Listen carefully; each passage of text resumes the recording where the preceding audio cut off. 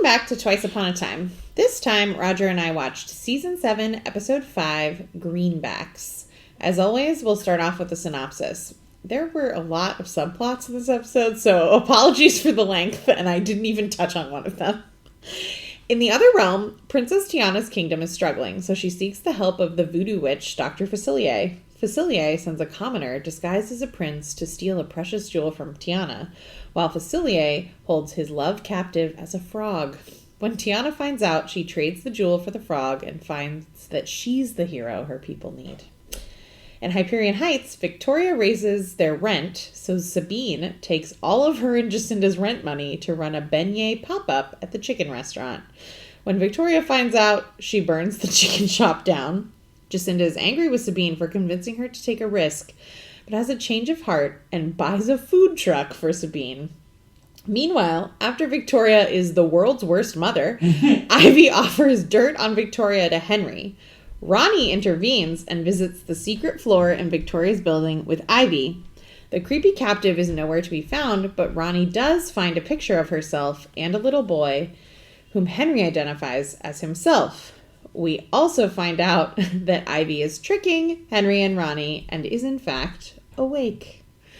Roger, what did you think of this episode? This is probably the most neutral I've been on an episode in quite some time. Like, there were parts I liked, and I don't necessarily have a lot of parts that I disliked, but it definitely felt there. Yeah, I actually feel exactly the same. I only have 3 bullet points under things I didn't like, and I don't even feel super strong. Well, I feel strongly about one of them. One of them is a minor nitpick that I just want to point out. But, like, yeah, it didn't evoke strong emotions until maybe the end. And then I was like, oh, okay, that's a big deal. Yeah, there are a lot of, like, big things, and there's, like, a lot of mystery in this episode. I'm pretty annoyed that we find out Ivy is awake in this episode. I think they could have planted more seeds so that felt I mean, it was a big reveal and shocking, and like that's really interesting, and I'm excited to see what's going to happen, but I think they could have planted more seeds for that. They could have let the subterfuge of Ivy like working with Ronnie and Henry go on at least for another episode. Yeah, I mean, they definitely could have, though one of the things I give them credit for is that I think they learned from the mistakes of the first season. And I hated how everyone was basically asleep. Mm-hmm. And I think it's far more interesting to get people, like, she has been awake the whole time. So Rumpel got woken up, she's been awake. That's more interesting to me because now I have multiple questions about, like, who's playing who here? We assumed Victoria was the Regina who was in charge, but now Ivy has been awake the entire time and basically playing her mother. Which is not a dynamic I would have expected. So, like, that I don't know that I care as much about her playing Ronnie and Regina and Henry because we already suspected that. We did not suspect she was playing Victoria, and I think that's the interesting piece that we got out of this. Yeah. Yeah, I mean, I had said when we met Tiana, she should have been the lead. She should have been the lead. Yeah, she's great. She's a much better actress. Like, the character is better. I think her character fits Once Upon a Time more in a sense of strong female lead with an issue who, like, overcomes adversity than, like, Jacinda's kind of whiny stupidity. Mm-hmm. I think she's also better that she doesn't have the kid because it's a bit different. Like, there's just something about her that is more interesting. Princess and the Frog is a story we haven't done before. Cinderella is a story we did before. Like, she's just the better lead character here. Yeah. And I think, like, she has... Her motivations make sense. Yeah. She also, like you said, she's a better actress, but she also just has, like, better screen presence. Yes. Yes. She's kind of just better at everything. It is kind of interesting. They really changed up Tiana's story a lot. Like, this is not the plot of The Princess and the Frog, which is often something I enjoy. Like, I really like that they didn't just make Snow White. Like, they made Snow White interesting. Snow White is, like, the most boring character. No depth, to be fair. Yeah. And, like, they made me really care about Snow and Charming's love story. And, like, he literally just falls in love with her when he hears her singing by a well in the movie. So I, like, really appreciated that. I don't know if I need more, I guess. I don't know if I think this is, like, good or bad. Sure. Like, Tiana is not a princess in the story. She is a commoner, and like, she marries in to become a princess at the end. The frog, I mean, maybe there's more frog. Maybe there will be more frogs. I don't know. But the frog is the Prince Naveen, who we have not met yet. Prince who? Naveen is his name. Who do we just meet that guy? He was just a commoner. He was no one. But what is the name that he gave? I thought he said he did. No, he didn't say Naveen. Okay. Prince Marius, Mars, something like that.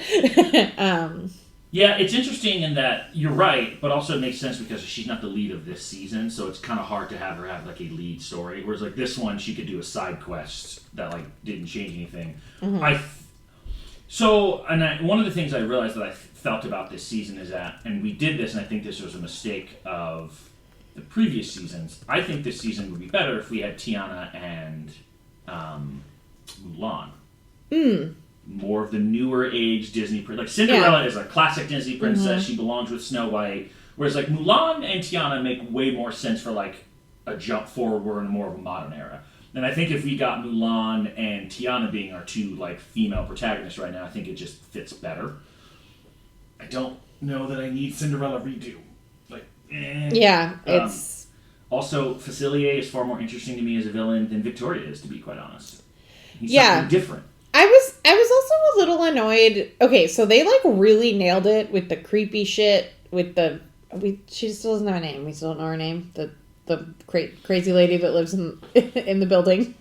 You're right. Yeah, we don't know her name. Okay.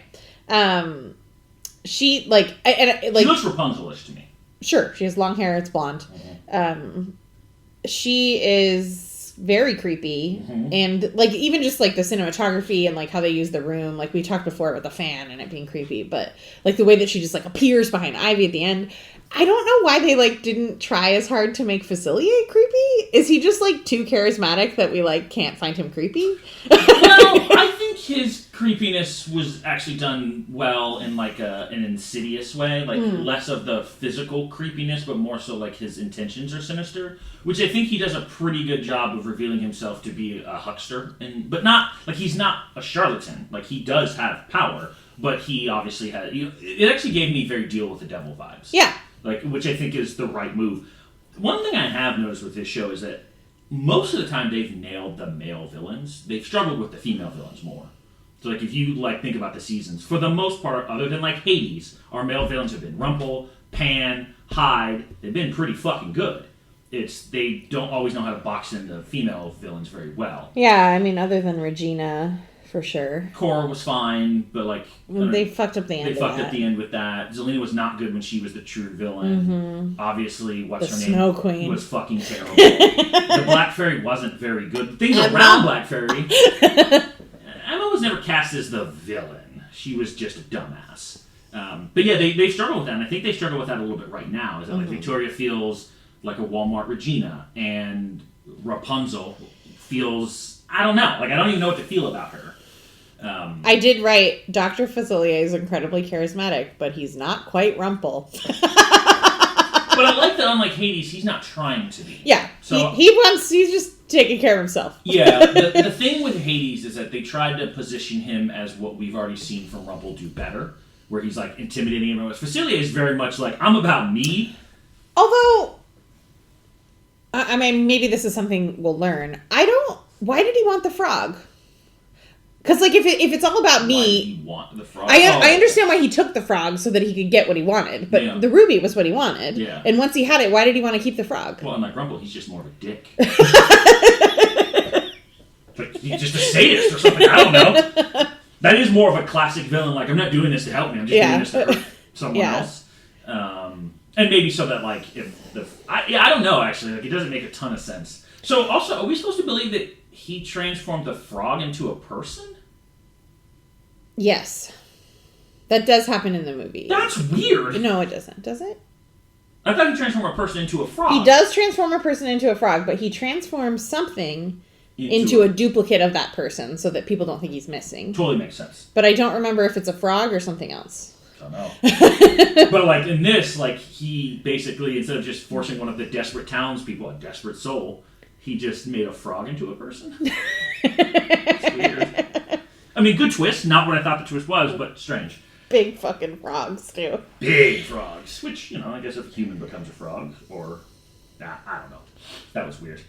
I also had some quibbles about the ruby, and maybe we'll get more. I don't know. This, like the Jewel of Agrabah? Yeah, it's like what is it? Why did he need it? Like, why does he have one foot in the other world, and why did this fix that? Like, I just there's like not much there, and I don't know.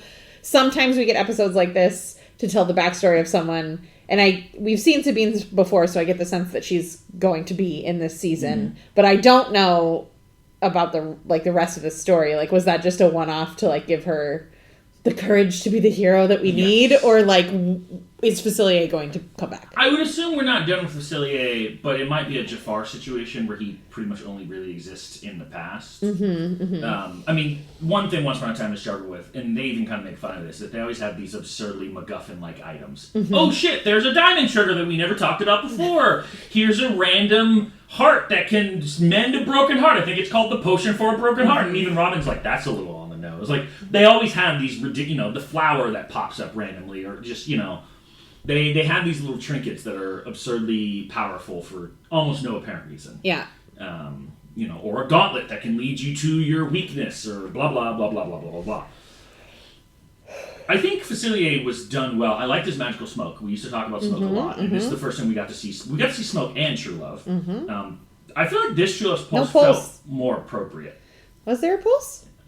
Yes, but not in the way that we like. Usually, it's been a pulse has been like a sonic boom. This was more of like just like a true magical transformation. It didn't feel like a shockwave, and no one like jumps back. It's more of just like a transformation. Frog True Love is different, I guess. Can you bottle it? Maybe you can. Maybe that was the ingredient they were. That's why you're trying to keep it. But I think they did a good job of setting up Dr. Facilier. So much so that I was like, I think he's a better villain than Victoria is. He just seems more menacing. I feel like Victoria's lane has already been done better. Well, and I guess that is maybe a question.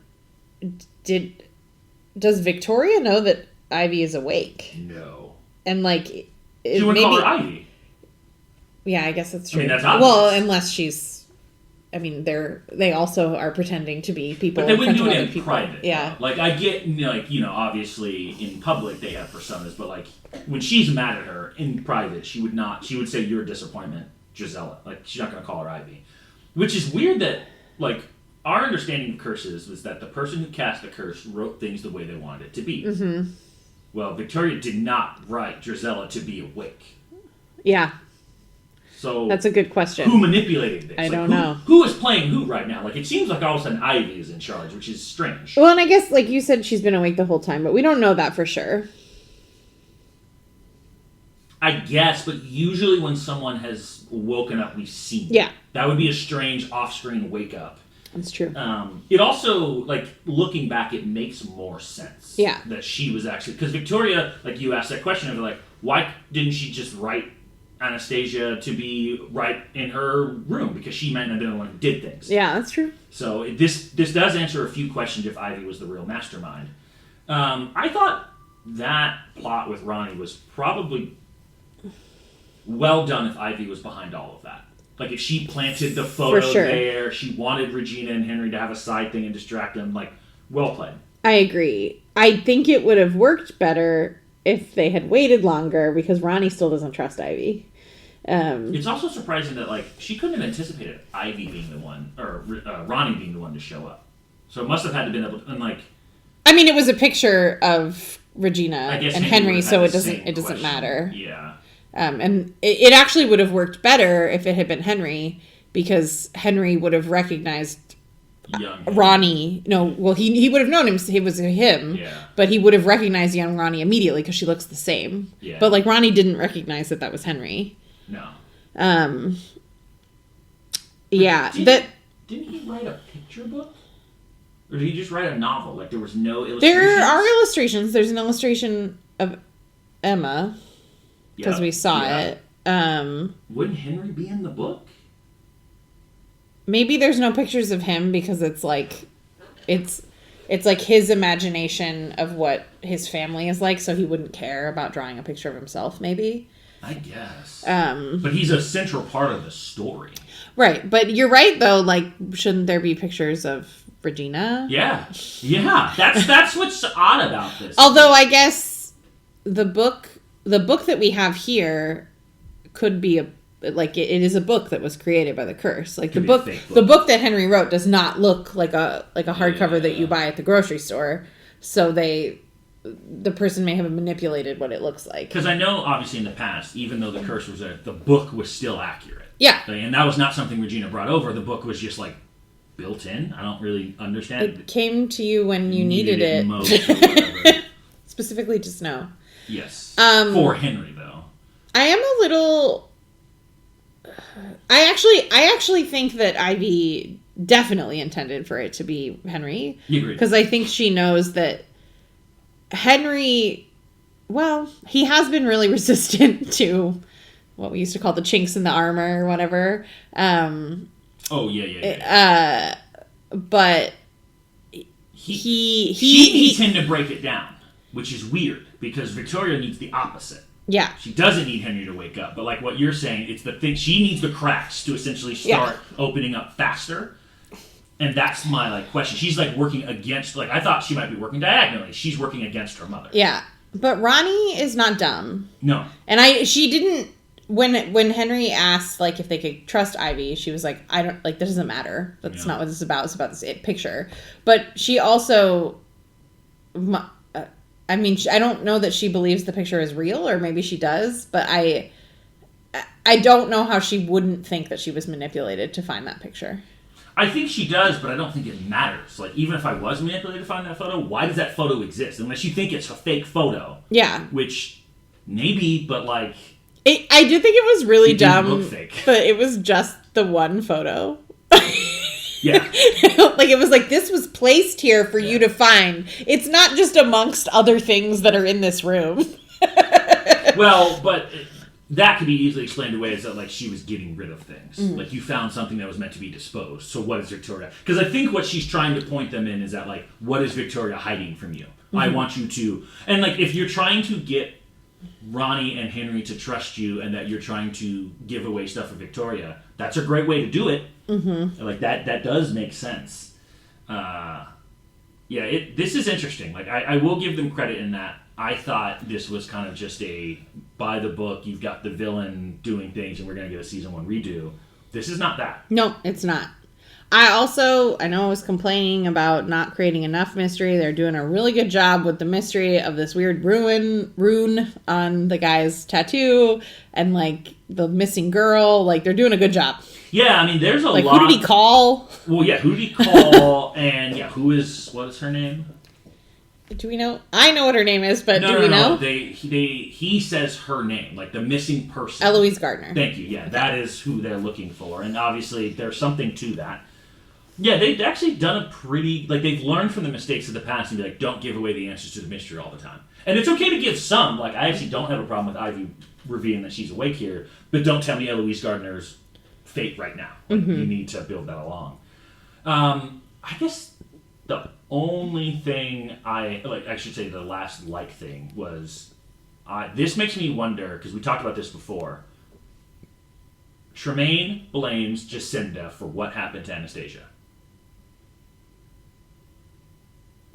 Sorry, you crossed the names. Yeah, Victoria blames Cinderella for what happened to her daughter. Yes. Did Ivy do that?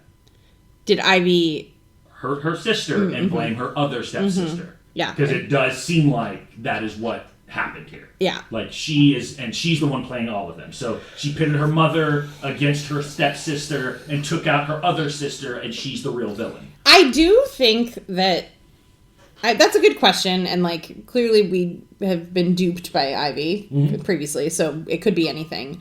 But the way that she seeks her mother's approval does seem genuine. I don't know. It seems like it acts now. She talks about it. Sorry. I guess the sadness that she feels when her mother is a dick to her seems genuine. Maybe she doesn't actually care about her Well, I guess if it makes you sad, you do care about the approval. But she might be trying to do things just as an act. But she feels the way that she feels when Victoria is so fucking mean to her seems real. So I think that is genuine, but I think it's genuine because it's been genuine in the past, and now she's keeping up appearances. That could be. I think Lady Tremaine was evil towards her, and most likely Anastasia is the favored daughter. Yeah. So like now she's playing into, well, this is how I would act in the past, and I still hate you for this, and it still bothers me. But I think now I can see that. Yeah. Victoria, I get it. I get that like your favorite daughter died, and you think that your other daughter is a piece of shit. She is so mean to Ivy in this episode, and Ivy didn't do anything. Like, I don't understand. I was like, what she just, like, did what you asked. Like, did she do it wrong? Did she like, what? What's the problem? I mean, but that is Lady Tremaine, though. Just cruel for cruel's sake. That's the one thing I don't like about that character, is that if you're going to do that, then you better be Cruella. You got to be so over the top and so entertaining that, like, your kind of absurd cruelty is just so entertaining. Like, you know, like, Cruella was cruel for cruel's sake, but she did it in such a way that it was just like, man, I don't know what the hell she's going to do next. Like, she was almost just like chaos incarnate. Mm-hmm. This person being calculated and cold and mean, I'm just like, okay, what did she do to make you hate her so much? Like, we know why Regina hates Snow so much. That made sense to us. Why? And like, okay, even if you hate Jacinda, why are you so angry at Ivy? And it has, and maybe that will be explained. But like in the past, she doesn't seem to have such a cruel demeanor towards her. I don't think that's true. The one time we see her, she basically just tells Gisela to take care of it, and we see Gisela say, I'm not that nice. Mm-hmm. But like it doesn't... Yeah, I guess you're right. We haven't seen very much of them in the flashback. We've only had a couple flashbacks, but there doesn't seem to be the same... It seems more like the traditional Cinderella story with those than like this kind of... Because in my understanding of Cinderella is that Lady Tremaine hates Cinderella and loves her daughters, the other two. Mm-hmm. But in this one, she clearly does not love Ivy. Yeah, that's accurate. Yeah, so there's some sort of change there. That's the last I have of the likes. I have a couple other small things. Okay. Love that, like, Ronnie cannot help but Mama Bear Henry. Like, to the point that he calls it out. Yeah. Like, that compulsion is deep in there for them. To Charmy's point, there's a part of us still in there, which does make sense. And also, that's not necessarily, like, even if they weren't mother-son, she is of an age in which he would be her son anyway, which is kind of funny when you think about, like, she's actually the same age when she was raising Henry. Yeah, that's true. So, like, now they've actually hit the appropriate age gap that, like, well, this, an older woman seeing a young man. Now, I do have qualms with when there's a better single mother choice in front of you, and I'm like, really? I've never heard a mom say that to a son. It was a weird way to put it. Correct. Like you could say that there's a better choice in front of you. I mean, like, not that I think that's accurate, but like, sure, whatever. You could say it that way and believe that. But why? What's a single mom the addition here? Like that's especially because it makes it sound like there's two single moms, Ivy and Jacinda is the better choice, but Ivy isn't a mom. Well, it makes it sound like the single, like, she thinks one of the reasons Jacinda is better than Ivy is because she's a single mom, which is like. That's weird. It's just I don't know any moms who think like that. Yeah. Like, there's nothing wrong with being a single of course mom, not. But it's not like a plus in the category, typically. Yeah. Unless, like, your son desperately wants to be like a father and can't have kids. Yeah. That would make some sense. That was a weird choice. I mean, her distrust of Ivy is totally valid. Definitely. I also like that she just, like, came clean about the thing that she did. Yeah, they didn't do the stupid sitcom trope of, like, I'm going to lie the entire time. Yeah, she's like, I did a bad thing, and I learned something weird, so now I have to tell you about it. Let that go. I did a bad thing, though. This is probably one of your favorite moments, so I'll skip it for now. Sabine's smile. She has such a beautiful smile. Tell me that woman doesn't look like a princess. She looks like a princess for sure. Like, when we saw Jacinda, it never looked right. Like, now, to be fair for Cinderella, it's like a lower-class girl trying to be. So she did nail that. But you see Sabine smile, and then you see her dressed up, you're like, that's a princess. Like, she has the look. Like, I said that about Emma. Emma looked like Cinderella to me. She just naturally had that. Snow looked like a princess. What's her name? Whoever played Aurora had the princess look. Like, some of them just nail it. And then some of them are like, no. Sabine's got the princess look. Aurora's got some experience playing a princess. She played Princess Mary on The Tudors. Yeah. Also with Hook, right? Briefly, yes. Briefly. Odd enough, Jasmine didn't look like a princess to me. Yeah. I don't know. I could go either way on that. I wouldn't say it was immediately overwhelming. Yeah. The way that, like, Tiana is a princess. Like, yeah. Which is ironic because she's not a princess, like, in the original story. It's interesting, actually, that you make that comparison because I feel like they tried too hard to, like, make Jasmine a hero. Agreed. And the story here is not actually that different from what Jasmine's story was in season 6, whatever that was. Because it's, you know, something is wrong with her kingdom. She, like, needs to help them. She goes to see someone that is evil for help, etc. But, I don't know. Yeah, in fact, it's actually very similar for it being literally a season later. Tiana is just selling it better. Well, I think part of the problem is the setup around... we know that Aladdin is the hero of the Aladdin story. So it's kind of dumb to put Jasmine in that role. I mean, it was Snow White.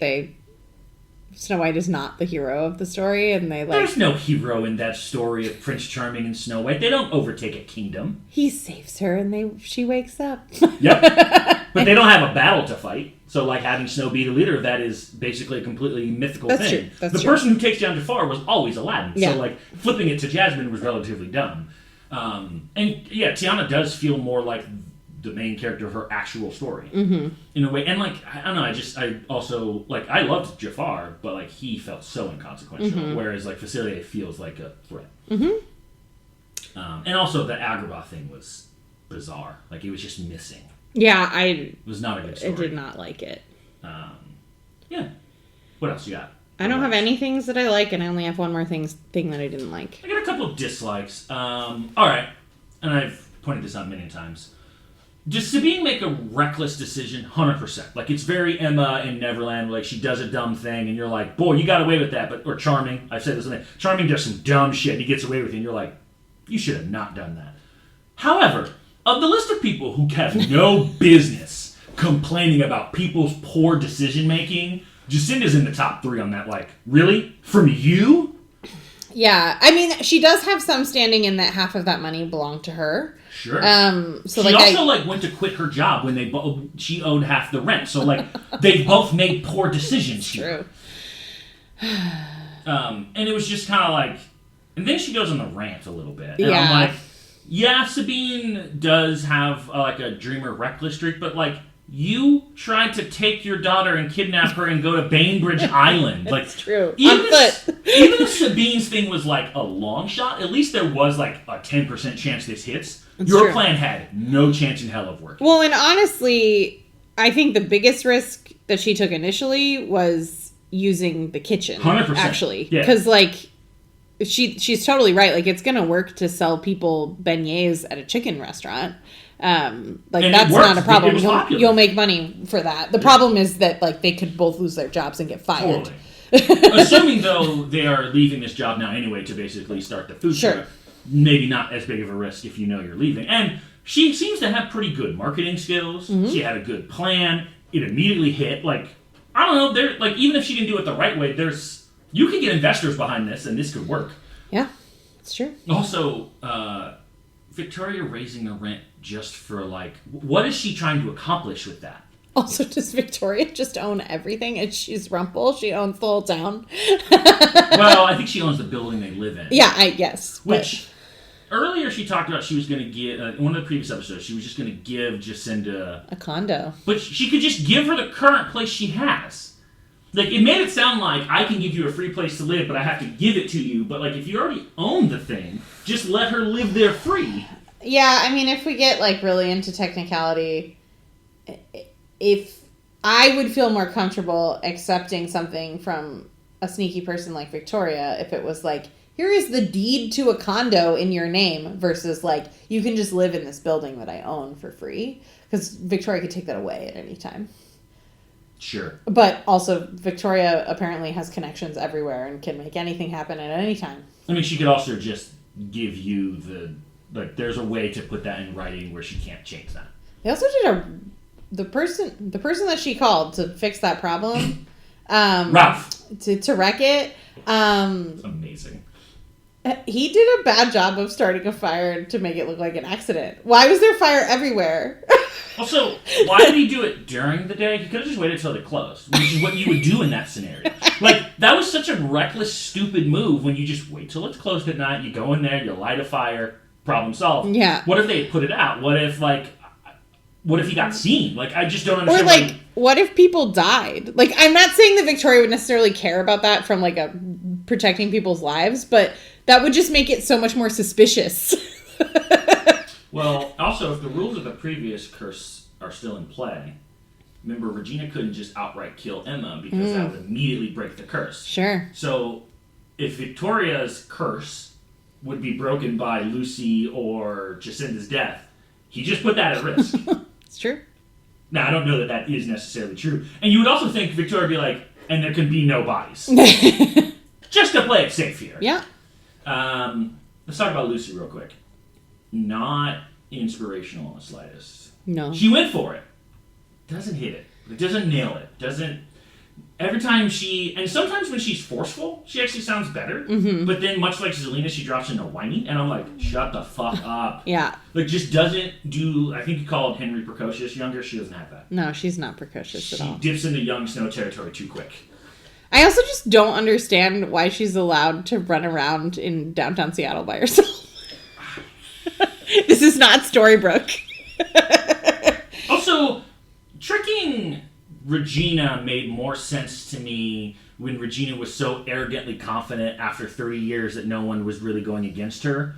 Victoria knows that there are forces going against her, and I'm supposed to believe that she's too stupid to fall, or she's stupid enough to fall for, ballet went long, I went to my mom's chicken shop. Yeah. Really? Yeah. Really? Come on. My last thing that I really didn't like, which has been a problem periodically throughout this whole series, the flashback and the present, like, they, like, tried too hard to tie them together, and it, like, they didn't connect at all. Like, it's like, in the flashback, Tiana is, like, finding the hero within herself, and they tried to tie, like, taking a risk to, like, start your own business to that. Yeah.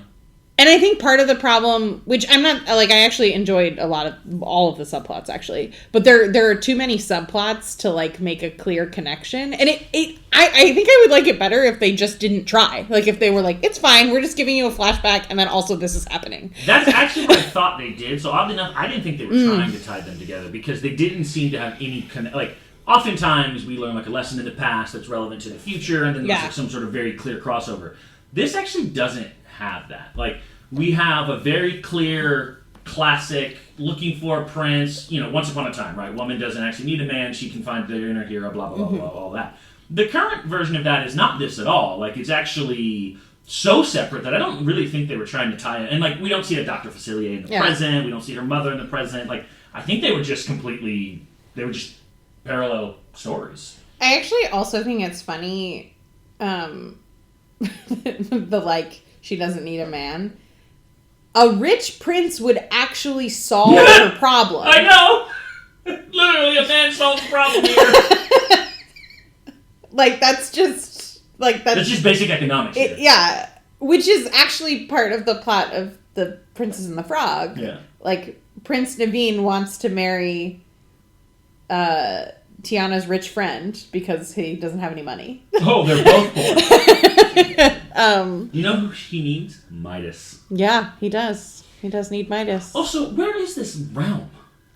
I don't know. I'm tired of calling it the other realm. I don't even know what to call it. It's weird. It is weird. Wonderland. We're just calling this all Wonderland. But... we have one bad trip. Like, it's funny because, like, in this... Like, if you just focus on this flashback, nothing about this implies it couldn't be in the Enchanted Forest. The only reason we know this isn't the classic Enchanted Forest is because of Victoria and Jacinda. And obviously we know that there's a different Cinderella in that realm. But, like, other than that, this is basically just boilerplate Enchanted Forest, just in a different part. Yeah. And that's very swamp. I did like the swamp element. I actually like that they separated, this is not Regina's absurdly evil-looking castle or Snow's summer castle. Like, this is a very different part. My last thing, and this is very nitpicky, but this is more so because I've lived in Seattle. Let's talk about what a Seattle hill looks like and what a Hyperion Heights hill looks like. In Hyperion Heights, their hills are like a little ramp. You know, they're not that bad. If you've ever been on a Seattle hill, that thing is steep. The only hills I've ever seen that are steeper are San Francisco. Yeah. I mean, a Seattle hill once, I made a quiche, and I hadn't baked it yet, and I put it on the back of my car, and I went down one of the hills, and the eggs spilled out all over my car because the hill was so steep. Yep. Like when people mock Seattleites for not being able to drive in the snow, and I'm like, you come from Flatland in Indiana. Fuck off. You try driving in ice on a hill that's going up nearly 45 degrees. You're going to find out how much more difficult it is than driving on flatland all day. That's true. So yeah, those hills are not accurate. It gave me Parks Vancouver, Parks West Seattle vibe. Yeah, I got that. Yeah. The monorail is also wrong. So it's not a monorail. What they have there is just an elevated train. Do you think there's a place where really they found a real Ronnie's sign and put that out there? Like, did they? Because there's a part where she has the actual neon sign out there. Is there a building really somewhere where they filmed that has that, or is that just superimposed every time? I mean, it might be a set. Yeah. Or they probably filmed, because most of those scenes don't actually have people in them. Just filmed so they just went out, closed off a street for a day, put up a sign, took it down, kind of thing. Yeah. I have 2 lines. 2 questions, 3 lines. Okay. Couldn't we just have had Tiana as the lead? That would have been nice. And then the big question is, if Ivy and Victoria are both awake, who's running the show? Yeah, I think that's a really big question. I think that is the question right now. And I want to know who creepy man with the tattoo was talking to about Eloise Gardner. And I want to know what creepy lady's name is. Yeah. And I want to know who planted the picture. Yeah. There's a lot of things I want to know, which I like. Yeah, that's a good place to be. Yeah. I got 3 lines. Okay. I have 2. Victoria. Ralph. Wreck-It. Not at all subtle, but just a hilariously stupid call out to a movie, and it fit here. Wreck-It Ralph came out in 2012. When did Wreck-It Ralph 2 come out? 2018. Right when this would have been airing. So that's just one of those, almost, not an Easter egg, but very much a nod to hey, when we saw The Incredibles show up in, in the... I think that's an Easter egg. Yeah, but usually an Easter egg is more subtle, isn't it? This was a direct... I think they used to be, and now they're just very... Yep. Look at the thing! Okay. I thought an Easter egg is Alice walking in the background. Yeah. And we're I see what you did there. This is hey, I'm directly pointing you in that direction. Go. This is... I mean, the line itself is not actually that good. I just thought it was kind of interesting, because it adds some, depth. Mm-hmm. When Drizella shows up at Tiana's estate sale to raise money, and and Tiana says something about her being nouveau riche, and Drizella says emphasis on riche, and I was like, oh, I didn't really think of them as being new money, but it does add a level of depth to what's going on with Victoria, and apparently they're real rich. It's also kind of funny that typically it is the old money cast as the villain looking down on the new money. Mm-hmm. We flipped that, and it's the old money who's the good guys casting aspersions at the nouveau riche. Well, and also interesting, based on what Tiana said, which I still don't quite understand, how he built a kingdom, but he was a cook and worked his way up to being a king. Yeah. So he married a princess. Okay. Yeah. That's what okay. her mother's like. Okay. Because theoretically they might also be nouveau riche. Yeah. He is, but I think her family was royalty, and then she chose him to be king, essentially. And I guess this is related, so I'll say it too. The line, "If we don't earn enough money today, we'll have to sell the castle," is just... But what about my Mercedes fans? I mean, granted, we are laughing because the castle is opulent, but that is their home. Mm-hmm. It's not this is a summer castle. That is the house. But it does sound absurd. Yep.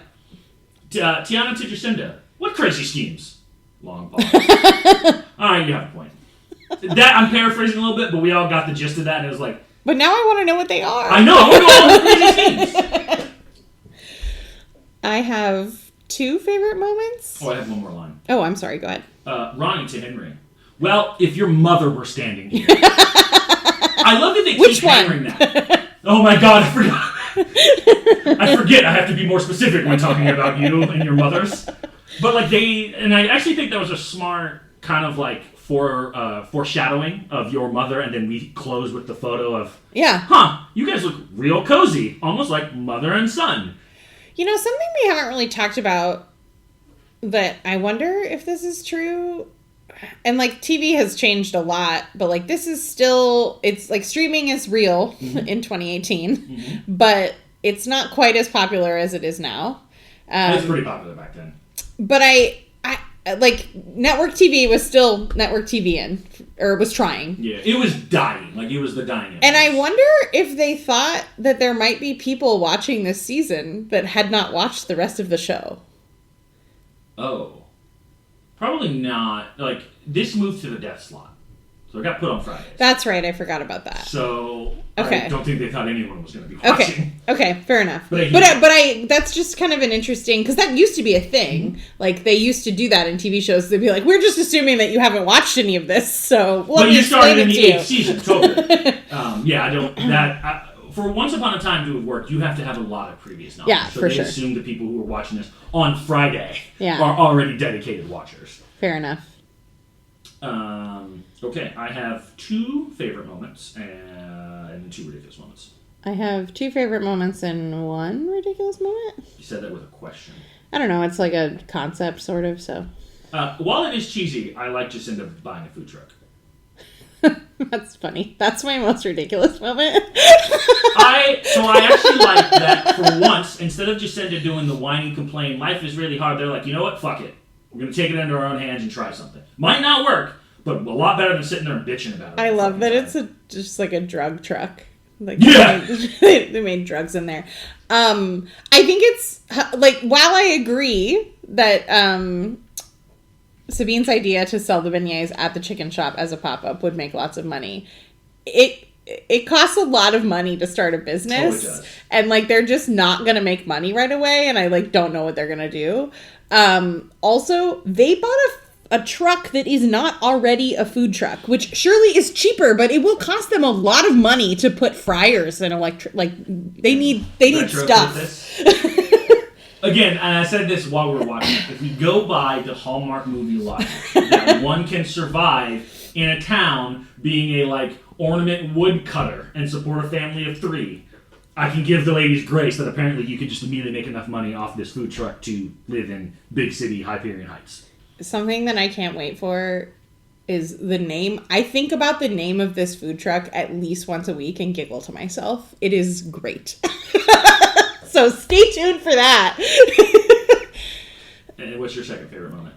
Or first favorite moment? I guess that was mine. My first one is, in the last episode, we talked about how network TV lesbians are okay, but gay men are not okay. We did. And then when we did. I know where this is going. And then when Prince Marius or whatever asks Tiana to hold the frog, and he says it's not what you think, Roger goes, oh, he's gay. Yep, I did.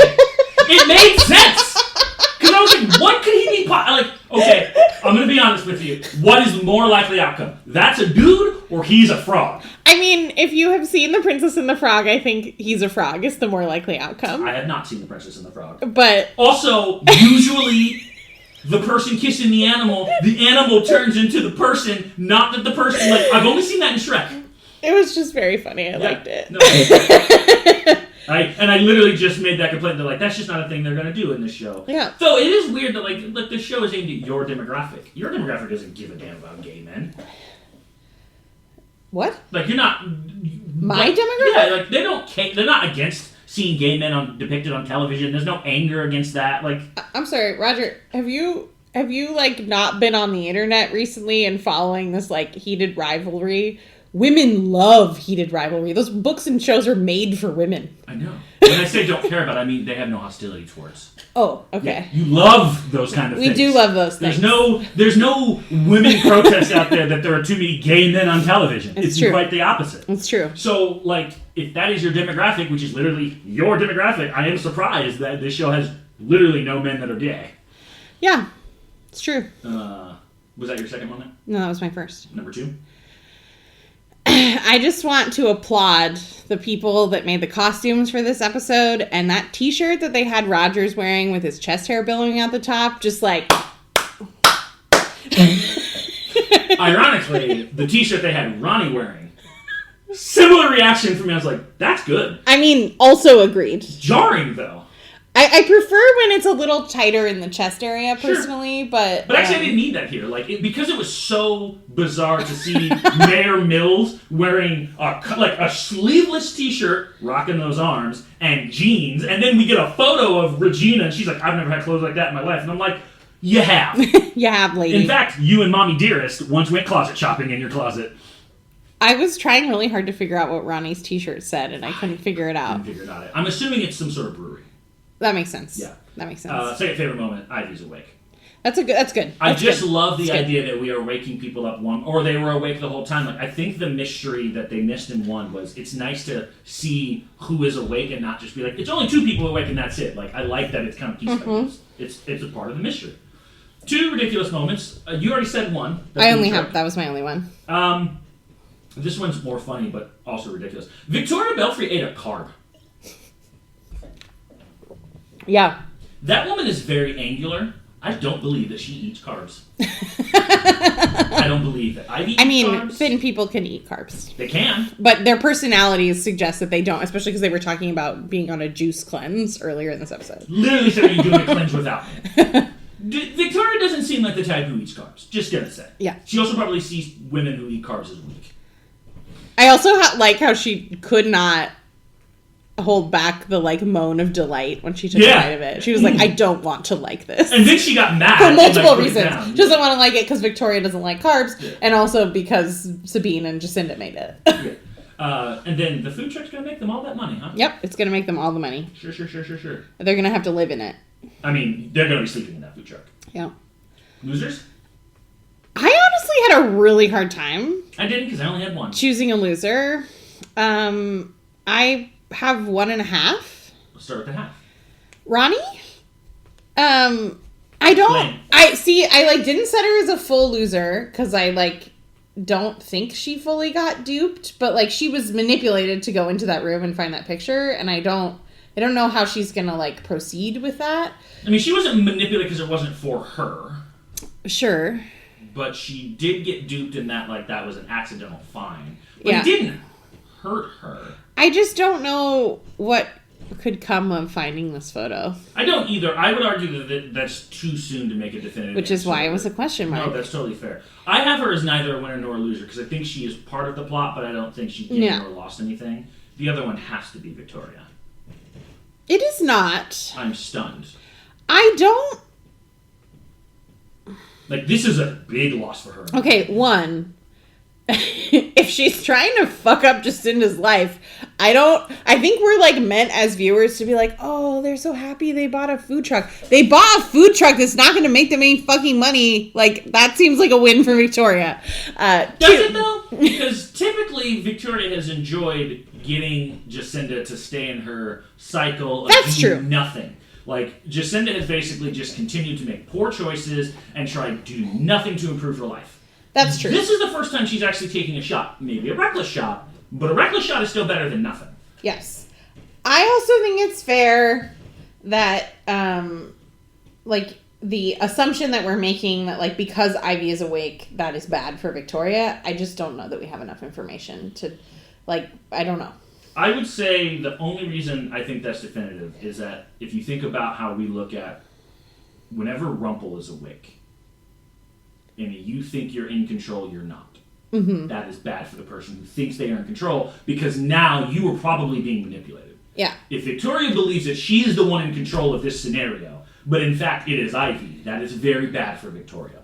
Also, I feel like the cracks are starting to show everywhere for her. So, like, if you just think about big picture, Rumple is awake. That's bad for Victoria. Hook has gotten closer to whatever the girl is. That's probably Victoria behind that to some degree. That's bad for her. Ivy's awake. That's bad for her. Jacinda and Sabine are actually making moves to try to make their lives better. That's bad for Like, everything seems to be trending in the wrong direction. All right, you convinced me. Who was your loser if it wasn't Victoria? Rogers. Interesting. Explain that. And similarly, like, this is why I had a hard time. Sure. I think that he thinks he now has information about Eloise Gardner that is going to help him find her, and I think he's about to get fucked up. I thought he believed it was a dead end. Like, he got nothing from that and just realized there was nothing. But in fact, it did. There is something coming for him, but I put him at neutral. Yeah, I mean, I think that's fair. Yeah. I just had I had a hard time.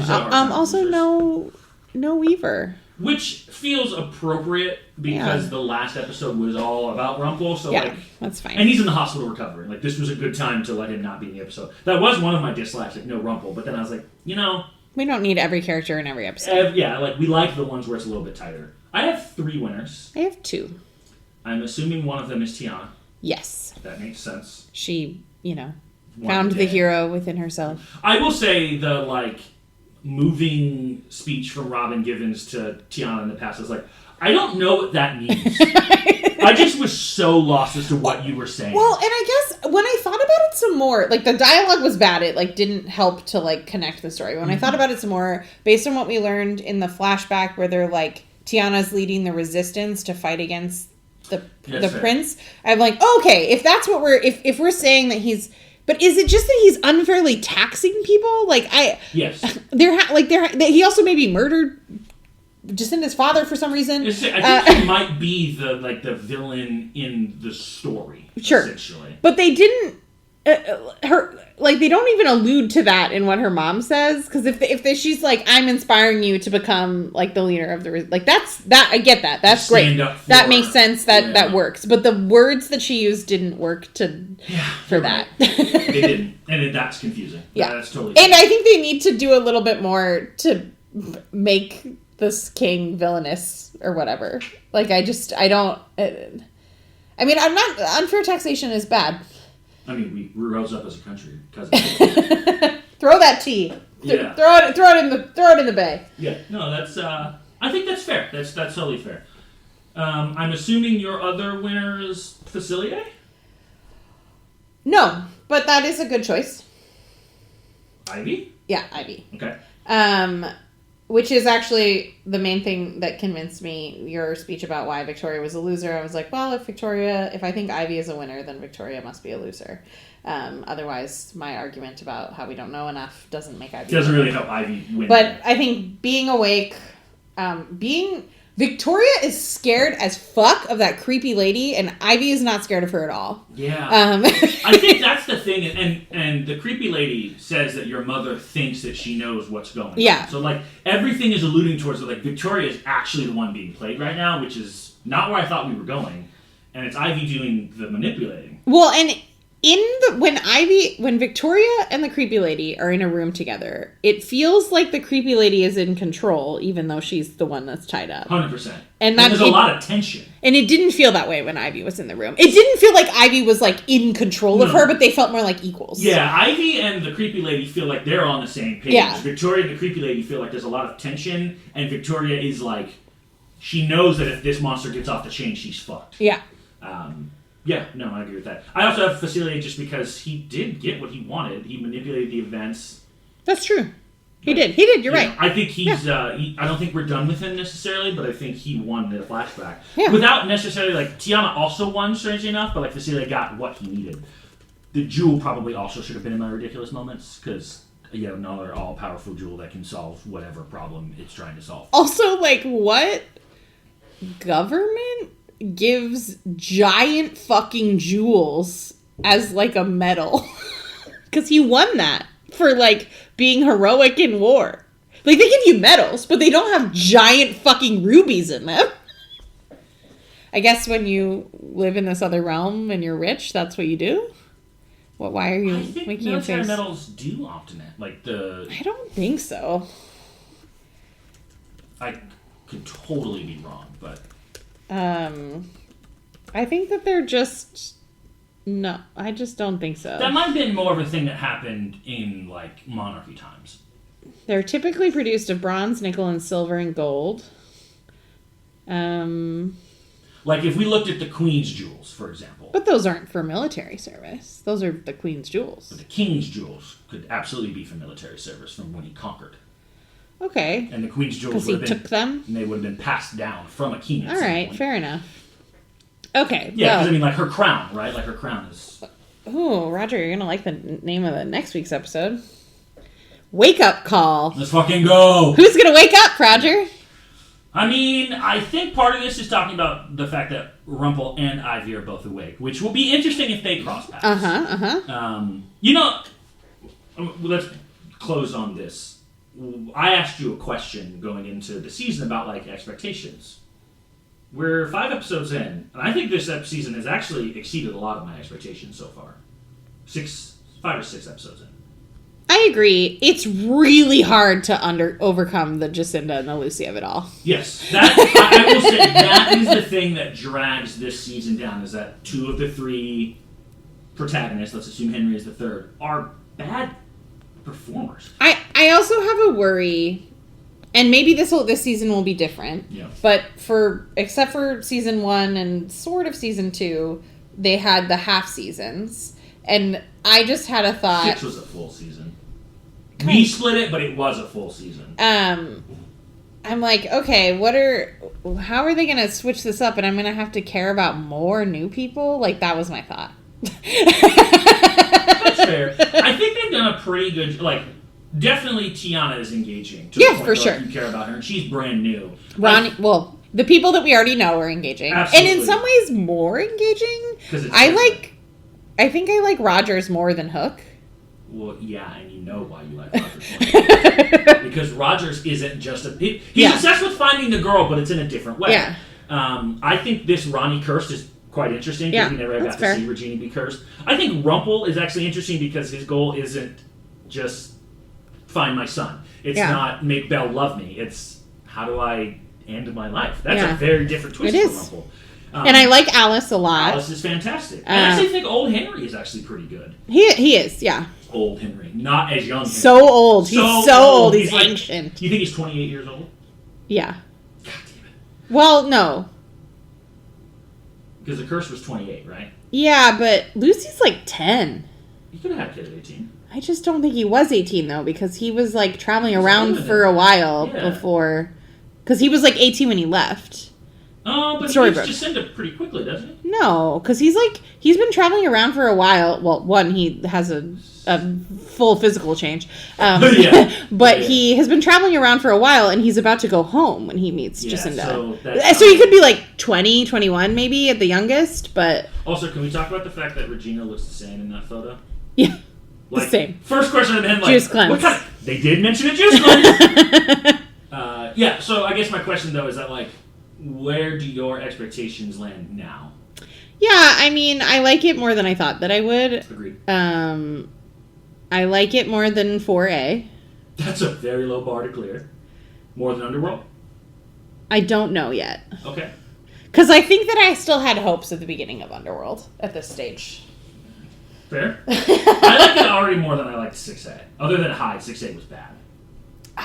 Wait, 6A. 6A. Well, Untold Stories. Oh, yeah. 6A was not great. I mean, Hyde was really good, but then, yeah. For the 4 episodes we got. Yeah. Yeah. No, I think this season has exceeded expectations. Now, granted, I wasn't expecting Neverland either, so... It's true. It's relative. It's true.